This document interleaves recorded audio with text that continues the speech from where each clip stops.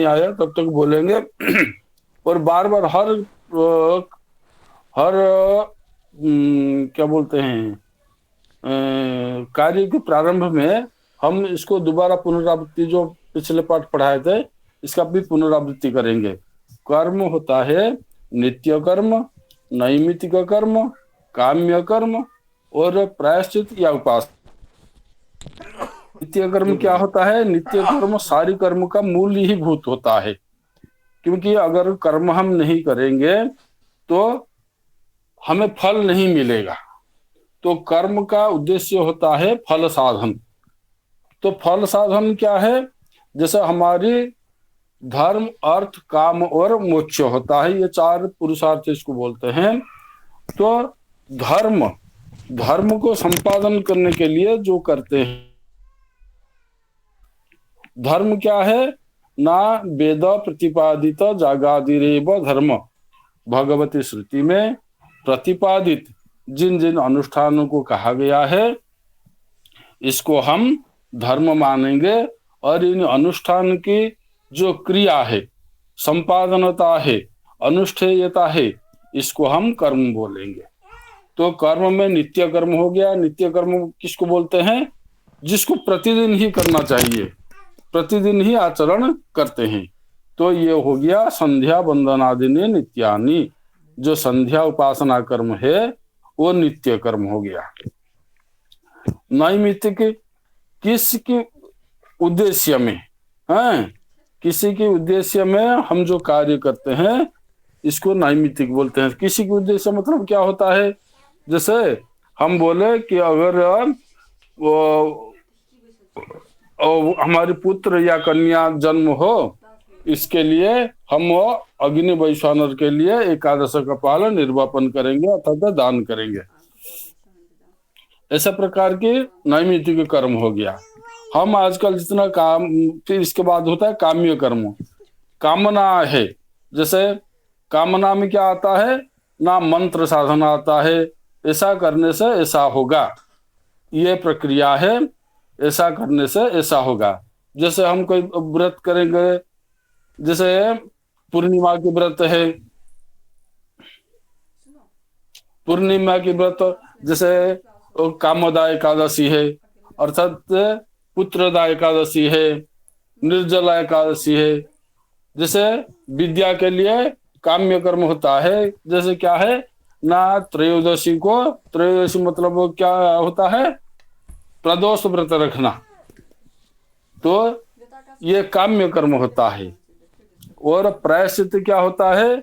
जैसे हमारी अनजाने से, जैसे हम जाने या अनजाने से इसी जन्म में या पूर्व जन्म में किसी प्रकार हम जो धर्म विहित कार्य है इसको नहीं किए हैं, या कुछ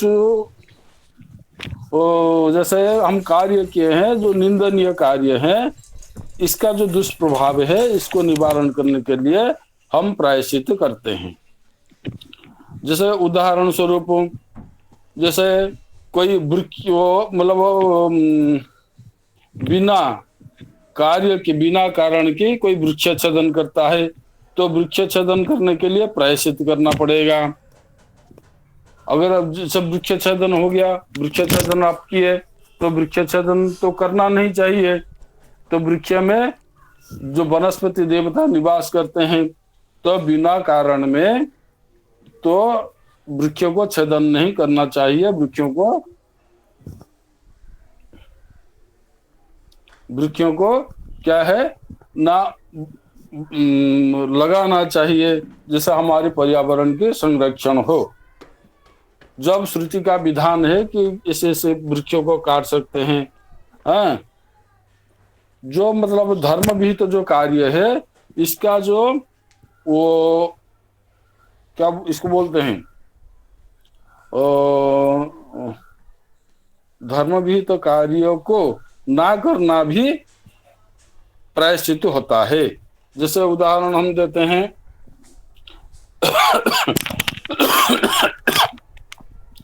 विहितस्य अनानुष्ठानात्, जो विहित कार्य है धर्म, जैसे कार्यों को वेद में बतला गया है, इसको कार्य करने से धर्म होगा।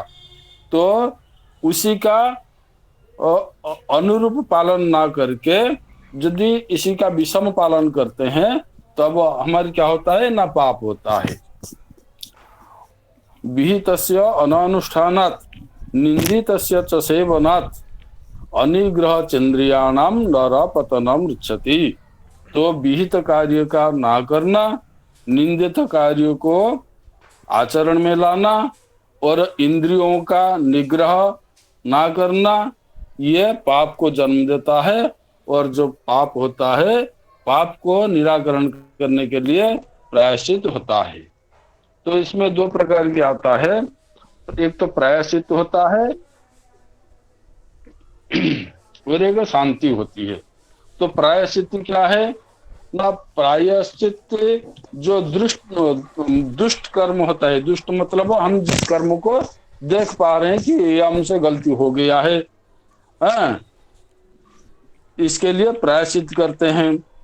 और कुछ कर्म होता है जिसको हमें तो हमारी तो अनिष्ट करता है, लेकिन हम किसको साक्षात में जान नहीं पाते हैं। इस प्रकार के कार्यों को निवारण करने के लिए हम शांति करते हैं। तो ये जो आपका संस्कार प्रकाश है, संस्कार प्रकाश में क्या कहा गया है, संस्कार सम मतलब सम्यक रूप से जो कार्य को किया जाता है। सम्यक रूप से मतलब क्या होता है ना, विधि पूर्वक। फिर विधि कहने से क्या होता है ना, वेद या वेदानुरूप जो स्मृति है, स्मृति में जो आचरण प्रतिपादित किया गया है, इसी आचरण को संपादन करना ही धर्म होता है। तो संस्कार मतलब होता है सम उपसर्ग सम उपसर्ग हो गया। जैसे उपसर्ग हमारी क्या बोलते हैं 20 होता है, हैं? जैसे प्र परा अप सम अनु अब निर्निश इत्यादि। तो सम्यक रूप से, सम मतलब होता है सम्यक रूप से। क्रू धातु होता है करने के उद्देश्य में, हैं? तो घय प्रत्यय हो करके संस्कार शब्द निष्पन्न होता है, हैं? जो स्वलक्षणम अपि निधत्ते, जो अपना लक्षण भी बताता है। तो संस्कार कितने प्रकार के होता है हम बताना चाहते हैं कि संस्कार दो प्रकार की होता है। एक होता है ब्राह्म संस्कार, दूसरा होता है दैव संस्कार। जो गर्भाधान आदि संस्कार होता है इसको ब्राह्म संस्कार बोलते हैं, और जो पाकज यज्ञ आदि क्रिया होता है इसको दैव संस्कार बोलते हैं। तो संस्कार क्या होता है ना, आत्मा शरीर अन्यतर निष्ठो। आत्मा और शरीर इन दोनों से जो अनिष्ट होता है, इसमें जो हम कार्य करते हैं, हमारी कार्य में जो त्रुटि होता है, एक तो हीनांग पूर्वक जो हम कार्य करते हैं इसमें जो दोष होता है, जो पाप होता है, इसका पूर्ति करता है। दूसरा क्या करता है ना, दोष अपमार्जक, हमारी आत्मा में या शरीर की क्रिया में या मन में जो दोष उत्पन्न होता है, ये दोष को दूर करता है, दोष को प्रतिहत करता है, निवारण करता है। और अतिशय का आधायक, अतिशय आधायक मतलब जो हमारी मन और कर्म और वाणी, इसमें जो संस्कार ही पर्यवेसित हो जाता है। और हम जो संस्कार करते हैं इसमें क्या होता है ना, हमारी शरीर में संस्कार होता है, मन में संस्कार होता है, आत्मा में संस्कार होता है। तो फिर बोलते हैं, जैसे आप पढ़े हैं नित्य कर्म पूजा प्रकाश में, यह स्मरेत पुंडरीकाक्षम सबाह्याभ्यंतर शुचि, अर्थात जो भगवान पुंडरीकाक्ष को स्मरण करता है, स आभ्यंतर और बाह्य दो प्रकार की शुचि प्राप्त होता है।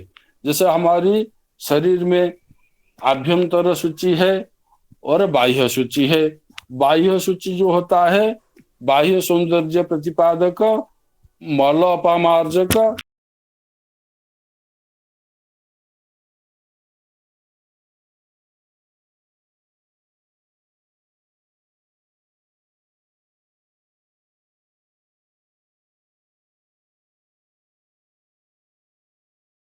कर्म में या हमारी धर्म कार्य में हम जो करते हैं वो जन्म जन्मांतर में हमारे साथ ही रहता है।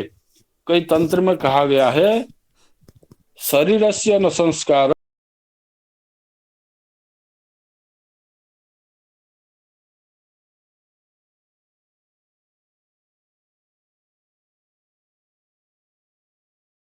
आत्मा के संस्कार करें, क्योंकि आत्मा अमर है, अजर है, अजर नित्य शाश्वतयम पुराण नहन्यते। जिसे भगवान कृष्ण गीता में कहे हैं, जो आत्मा है वो अजर है, अमर है, इसको ना मारा जा सकता है, ना हर प्रकार के विषय में भगवान कृष्ण इसमें बोले हैं। इसीलिए हमारी इसमें जो होता है आत्म संस्कार क्रिया, तो हम आत्मा का ही संस्कार करते हैं। तो क्या बोलते हैं ना, आत्मा का जो अगर संस्कार करेंगे कि तो जो शरीर संस्कार होता है, बाह्य संस्कार होता है, या ये क्या नहीं करना चाहिए न, बोला ऐसा नहीं है। तो सामाजिक रूप से हमारी बाह्य संस्कार हो और अंतर्निहित जो गुण है इसको विकास करने के लिए आत्मा के संस्कार करना चाहिए। अर्थात जो दोष होता है, जो हमारी क्रिया में जो त्रुटि होती है, इसको पूर्ति करते हुए शरीर और आत्मा में अतिशय गुण का आधान करना ही संस्कार होता है। अर्थात शास्त्र विहित क्रियाकलापों में धर्मानुष्ठान को पर्यवेसित करते हुए कर्मकांड के द्वारा आत्मा में जो अतिशय गुण का आधान किया जाता है, इसको संस्कार कहते हैं। इसी प्रकार हमारे शरीर में जो मैल होता है, दोष होता है, दुर्गुण होता है, त्रुटि होती है, बुद्धि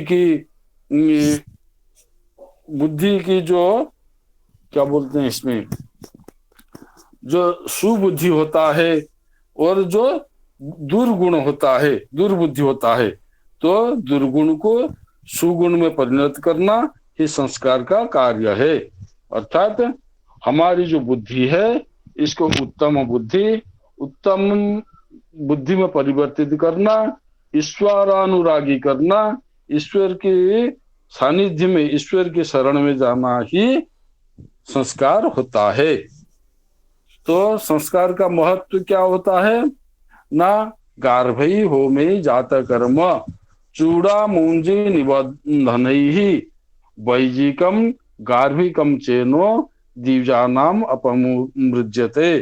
अर्थात तो जैसे ये संस्कार होता है, आपको बताए थे दो प्रकार के संस्कार होता है, एक तो होता है ब्राह्म संस्कार और दूसरा होता है दैव संस्कार।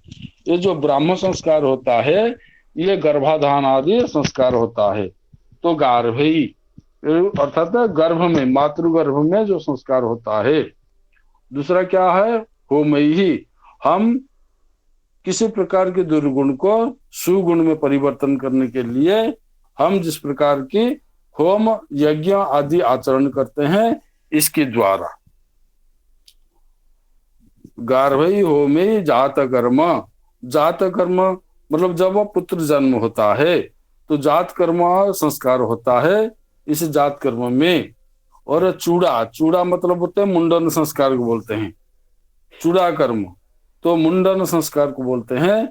तो चूड़ा कर्म के द्वारा मूंजी बंधन मतलब जब हम हमारी उपनयन होता है, हम जब यज्ञ सूत्र को, ब्रह्म सूत्र को धारण करते हैं। ये जो ब्रह्म सूत्र है ये हमारी सकल जो कामना है इसको पूर्ण करता है। हमें ब्रह्म वर्चस्व और ब्रह्मचर्य धारण करने के लिए, वेदादि शास्त्र में प्रवेश करने के लिए अधिकार प्राप्त कराता है। वैजिकम गार्भिकम चेन, चाहे वो वैजिक हो या गार्भिक हो, और इस प्रकार संबंधी जो एन है, एन मतलब होता है पाप, दिव्यानाम द्विजा नाम मतलब जो ब्राह्मण है, जो क्षत्रिय है, जो वैश्य है, इनका ही दूर करता है। अर्थात द्विज द्विज द्विज बोलते हैं द्विजन्मा, जिनका द्वि प्रकार जन्म होता है। एक तो मातृगर्भ में जन्म होता है, दूसरा क्या है ना, उपनयन आदि संस्कार की प्राप्ति के बाद में ब्राह्मण, क्षत्रिय और वैश्य, इनको द्विजत्व प्राप्त होता है। और द्विज कहने से ब्राह्मण को ही जाना जाता है, ये रूढ़ी पद हो गया है। तो गर्भाधान, जातकर्म, चौल, उपनयन आदि विभिन्न प्रकार के संस्कार द्वारा जब हम आत्मा की शुद्धि करते हैं, आत्मा को जागृत करते हैं, ये हमारी सभी प्रकार दोषों और पाप को अपमार्जित अर्थात दूरी करता है। गुरुजी, रामराज गुरुजी ने 6 मंथ वाला लिंक भेज दिया है। और तो ठीक है, जो 6 मंथ वाले हैं तो रामराज जी गुरु जी की इसमें ज्वाइन कर लें, यहाँ से लेफ्ट कर लें और रामराज जी गुरु जी की वहां से ज्वाइन कर लें। ठीक है, जो 6 मंथ कोर्स वाले हैं तो आप गुरु जी की लिंक में यहाँ से लेफ्ट करें और गुरु जी की लिंक में आप ज्वाइन कर लें।